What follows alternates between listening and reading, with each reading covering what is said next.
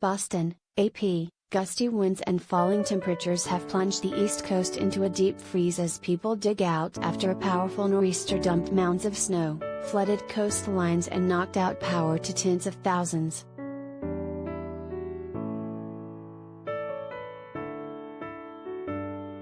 Dangerous wind chills have fallen below zero in many locations across the region on Sunday after the storm dumped snow from Virginia to Maine. Philadelphia and New York had plenty of snow, but Massachusetts bore the brunt of the storm, with the town of Sharon getting more than 30 inches, 76 centimeters, of snow before the storm moved out.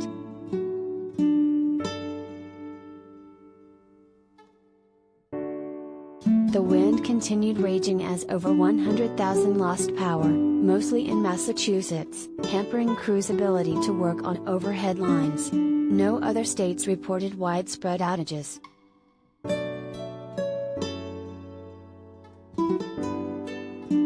Winds gusted as high as 83 miles per hour, 134 kilometers per hour, on Cape Cod in Massachusetts.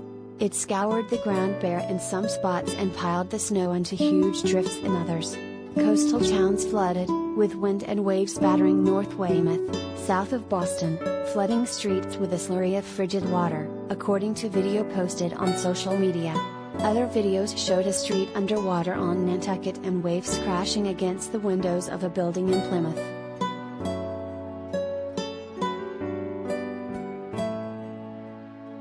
Forecasters watched closely for new snowfall records, especially in Boston. The Boston area's modern snowfall record for a winter storm is 27.6 inches, 70 centimeters, set in 2003.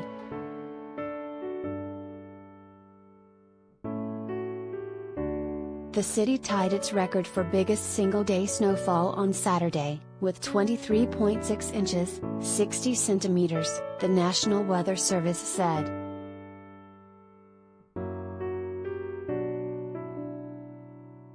Boston resident Jesse Ledden owns a home goods rental business startup. He was out walking his dog in the storm, wearing ski goggles Saturday as he navigated gingerly through huge snow drifts and painful wind gusts.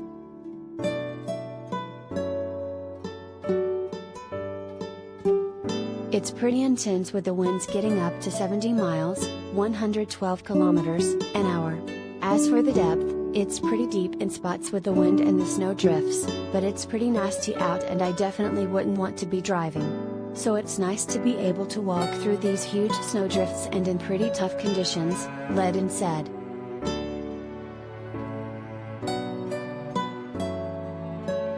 Climate change, particularly the warming ocean, probably influenced the strength of the storm, atmospheric researchers said.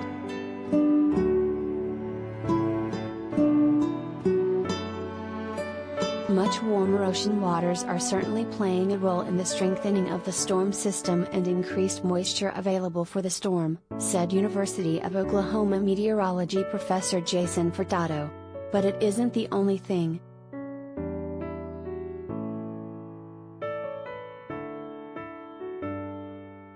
The storm had two saving graces: dry snow less capable of snapping trees and tearing down power lines, and its timing on a weekend, when schools were closed and few people were commuting.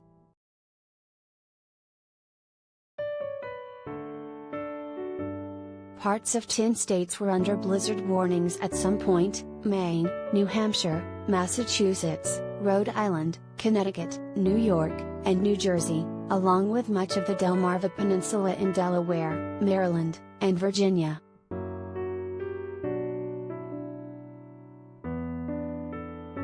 The National Weather Service considers a storm a blizzard if it has snowfall or blowing snow, as well as winds of at least 35 miles per hour, 56 kilometers per hour, that reduce visibility to a quarter mile or less for at least 3 hours. In many areas, Saturday's storm met those criteria.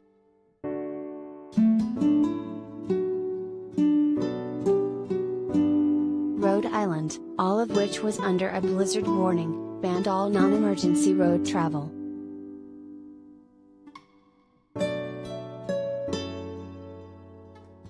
Hardy New Englanders took the storm in stride.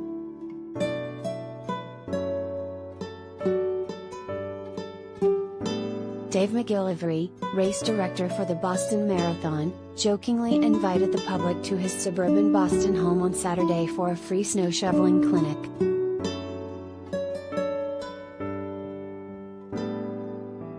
"I will provide the driveway and multiple walkways to ensure your training is conducted in the most lifelike situation," he said.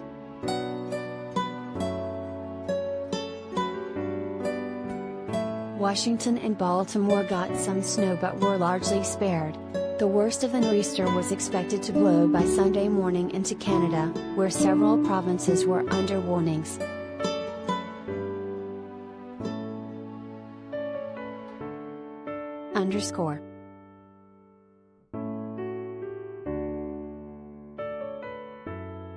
Catalini reported from Morrisville, Pennsylvania.